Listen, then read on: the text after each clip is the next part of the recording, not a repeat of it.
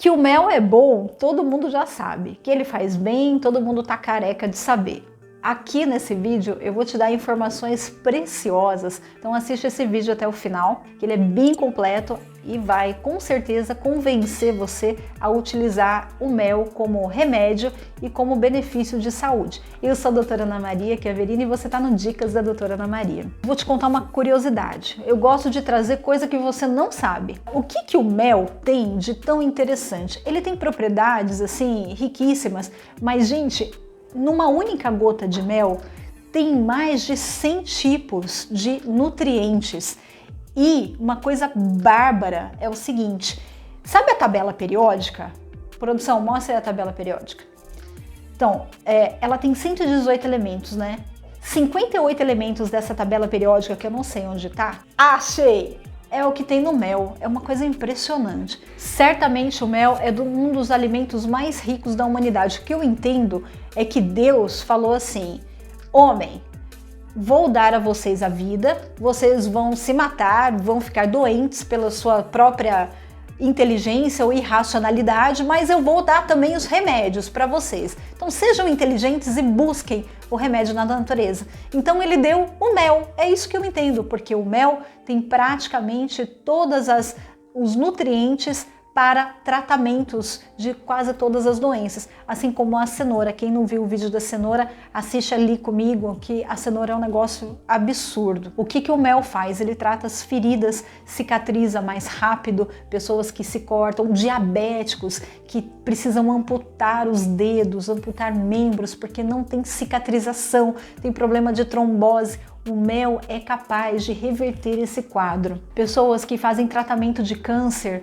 o mel consegue regredir essas células que estão assim degeneradas, ele consegue restabelecer o equilíbrio e consegue prevenir também. Já foi comprovado por estudos científicos que pessoas que fazem tratamento de diversos tipos de câncer, qualquer um, tá? Você pensa câncer de próstata, de pulmão, de garganta, até carcinoma adenomatoide, todos os tipos de câncer, o mel, na sua proporção correta, consegue reverter o quadro, pessoal, diminuir o índice de metástase. E aquela pessoa que está no pré-câncer ou que tem tendência a ter câncer, o mel impede o desenvolvimento desse câncer. Isso já foi comprovado, tanto que os estudos em cima do câncer estão muito voltados a um tipo de mel para que faça esse processo da cura e do retrocesso do câncer. O mel também reduz o nível de colesterol do organismo, o colesterol ruim. Reduz também o nível de glicemia, a hiperglicemia do paciente, mesmo que você não seja diabético, né? Você tem uma hiperglicemia, ou você que é diabético, principalmente diabetes mellitus, né? Ou mellitus. O que acontece? O mel consegue diminuir o índice de açúcar do seu sangue. Você tem um melhor funcionamento do pâncreas. Isso foi comprovado cientificamente. Existem algumas linhas médicas que não gostam desse pensamento e vão para outros estudos, mas já houveram diversos estudos e comprovações de que o mel pode ajudar nesse tipo de tratamento. Indústria farmacêutica, né, pessoal? Parênteses. Reduz a pressão arterial. Você que tem disfunção na pressão arterial precisa começar a fazer a utilização do mel para poder abaixar a sua pressão. Diminui também o nível de triglicérides. Você sabe o que é isso? É quando você vai fazer aquele exame e dá lá triglicérides 397. Você fala, ah, não é colesterol, tá beleza. É quando você consome muito carboidrato, muito açúcar, né? E aí você tem esse nível de triglicérides. Então o que acontece? Ele dá uma baixada, logicamente, né, gente? Se você tomar mel e ficar comendo massa, bolo, bombom lá, não se equilibrar, aí não vai acontecer nada, tá? Você vai ficar do jeito que você tá. Precisa de uma conduta, mas naturalmente, vamos supor que você saiu do médico com a bomba. Triglicérides 900 mil. Bom, você fala, bom, vou ter que dar um jeito na minha vida. Aí você vai lá, guarda seu salgadinho, seu bombom, seu pão. Você fala assim, vou ter uma vida mais saudável, fazer exercício, pode utilizar o mel. E você vai ter aí em 15 dias um bom efeito, uma mudança drástica na sua composição aí orgânica. Ah, isso é legal, gente. Estudos comprovaram que, em comparação à sacarose com o açúcar do mel, o mel tem menor índice glicêmico. Então, para quem tem diabetes tipo 1, o mel é muito mais indicado para fazer tratamento. E não é assim, corta o açúcar, não, é toma mel que o seu índice glicêmico vai abaixar, entendeu? O mel é regenerador celular, então ele regenera as células do pâncreas e fazem o pâncreas ter um melhor funcionamento. Então você tem aí uma reabilitação do pâncreas para quem tem insuficiência pancreática, para quem não consegue produzir níveis suficientes de insulina para baixar o açúcar do sangue. O mel vai ajudar o seu pâncreas a se regenerar. Como eu falei que o mel abaixa a glicemia, principalmente em pacientes com diabetes tipo 1, você vai perceber o seguinte, que a ingestão de mel vai diminuir aquela glicose que você tem alta em jejum. Sabe, toda vez que você vai fazer o exame, você vai furar o dedo lá, dá uma glicose alta mesmo em jejum? Pois é, o mel vai ajudar nessa glicose sérica que você tem em jejum. Ele vai abaixar os níveis de açúcar. Vai melhorar bastante a sua condição gastrointestinal. Você que tem prisão de ventre, tem problemas aí sérios, não consegue ir ao banheiro, comece a utilizar o mel com frequência, muita coisa vai mudar. O mel melhora distúrbios bucais, periodontite, tártaro, gengivite, sangramento, mau hálito, o mel.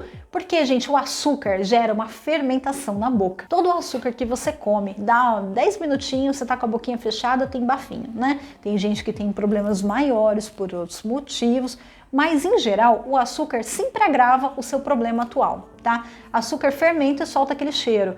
Então, o mel, ele não deixa a fermentação acontecer na boca. Além dele ter uma propriedade que ele mata micro-organismos e bactérias, ele não é cariogênico, tá? Então, ele, na verdade, combate as bactérias da cárie, tá? Então, você pode substituir perfeitamente o seu açúcar pelo mel. Seria super indicado. Como o mel é bactericida, ele combate as bactérias da H. pylori. Então, você pode utilizar o mel para te tratar da H. pylori. Você que pega com frequência, não sabe onde se contamina, de repente você já está até fazendo utilização dos antibióticos aí, vale a pena pegar aí a recomendação do mel para utilizar, porque o H. pylori, né, ele se desenvolve mais quando tem muita produção de açúcar no organismo, você ingere muito açúcar. Quando você corta o açúcar e vem com o mel, né, como ele tem essa propriedade bactericida e antimicrobiana, ele vai te ajudar muito a diminuir a H. pylori até matar de uma vez por todas, você que fica refazendo aí seus tratamentos ou que sabe que tem, né, e não melhora. Mas também quem tem candidíase com frequência, seja candidíase bucal,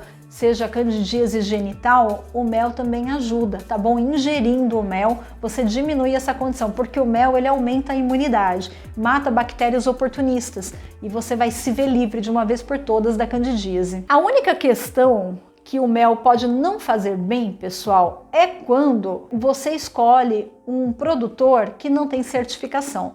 A única consideração do mel que inviabiliza é você não consumir um mel de boa procedência. Precisa de registro certinho, ter um vidro hermeticamente fechado, tudo certinho. Eu espero que isso não prejudique aí as atividades produtoras que vendem na rua, mas o fato é que se você não sabe da procedência do mel, você pode estar ingerindo um mel com toxina, um mel com agrotóxico, né? Porque às vezes as abelhas estão ali sendo cultivadas numa lavoura cheia de agrotóxicos, perto de uma indústria química ali que está soltando poluentes pelo ar. Então você está consumindo um mel que está cheio de metais pesados, agrotóxicos, venenos mesmo, porque infelizmente as abelhas elas vão produzir com o que elas têm perto. Tudo bem? Já tem méis, por exemplo, que são aí produzidos através de excrementos de insetos. Então o que acontece? Você tem que saber direitinho de onde vem esse mel. A procedência, o mel orgânico direitinho, é a única condição para você poder fazer um bom tratamento, um tratamento eficaz. Legal? Outra coisa também, gente,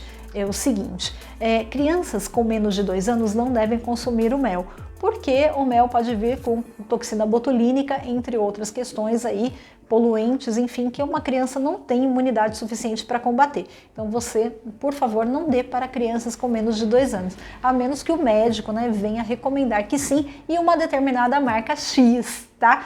Questão de sabor, qual, se é o silvestre, de laranjeira, se é o de eucalipto, tanto faz. O importante é ele ter a procedência. Eu deixei aqui disponível na loja virtual um mel da procedência procedência que eu gosto, que eu utilizo, que é de uso diário meu. Mas você fique à vontade para comprar aonde você desejar, desde que obedeça essas normas, essas certificações, tá? Eu já fiz um vídeo falando direitinho como é que você vai tratar. Se você quer um vídeo mais rápido, né?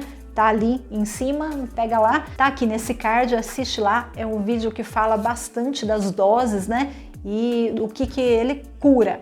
Tudo que eu falar aqui a respeito do mel tem embasamento científico e eu vou deixar na descrição todos os lugares que foram pesquisados, que eu pesquisei pessoalmente e li. Cada vídeo desse que a gente faz, que nós produzimos, são dias e dias de estudo, tá bom? E pesquisas científicas comprovadas. Para você não achar que você está numa dica aleatória, existe embasamento. Outra coisa, você que vai fazer o uso do mel, né? Quer saber um pouco mais das propriedades, fique à vontade. No entanto, nenhum tratamento com o mel deve ser substituído por uma consulta médica ou um tratamento médico, tá bom, pessoal? Ele serve para ajudar o que você já faz lá com o seu médico. Só uma curiosidade para você ter o que falar lá na mesa de domingo com a sua família. Você sabia que o mel é cultivado há mais de 1500 anos antes de Cristo?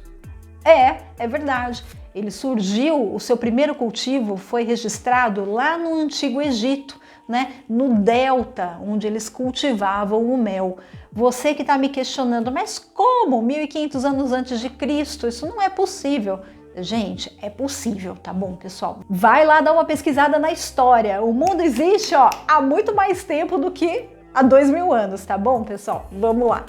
O que acontece? Lá no Antigo Egito eram cultivados méis, né, ali no delta, onde tinha uma grande quantidade de água, né? E as abelhas eram abelhas muito bravas e nervosas, as tais das abelhas africanas. Eles morriam a rodo ali para cultivar aquele mel. E sabe para quem que ia? Para os faraós. Foi descoberto uma caverna, né, com hieróglifos, gente, de receitas de como utilizar o mel naquela época. Tinha receita de bolo, de massa, tudo para compor aí as refeições dos faraós. Então o mel é uma coisa utilizada há muito tempo. Eles preservavam o mel em grandes jarros, né, e colocavam uma tampa ali e fechavam com a cera da abelha.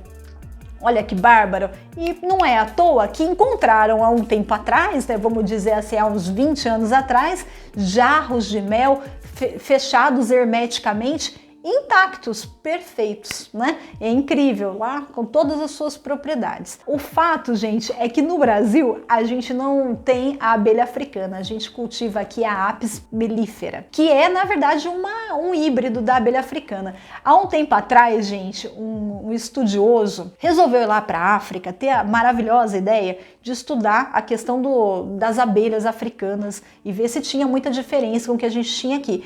E trouxe um monte de abelha africana para cá, aquelas abelhas nervosas, nossa, e trouxe para cá para estudar. Um belo dia, essas abelhas escaparam e eles ficavam ali numa fazenda. As abelhas foram direto picar o gado e todos os animais que tinham. Morreram mais de 150 animais num único enxame de abelhas. E aí eles perceberam que elas não podiam ser domesticadas, não dava para trabalhar com aquilo. Então eles resolveram desenvolver a forma híbrida e hoje nós temos a Apis mellifera. E tem até hoje a abelha sem ferrão, né? Enfim, tem vários. Mas a mais tradicional é essa. E essa história, ela é bárbara, né? Porque lá na África eles ainda trabalham com esse tipo de abelha e com esse tipo de mel. É uma loucura. Então, quanto a humanidade sofreu para chegar nessa maravilha, nesse elixir de hoje, né? Sem tanta agressão ao ser humano. Se você gostou desse vídeo, compartilha, deixa o like.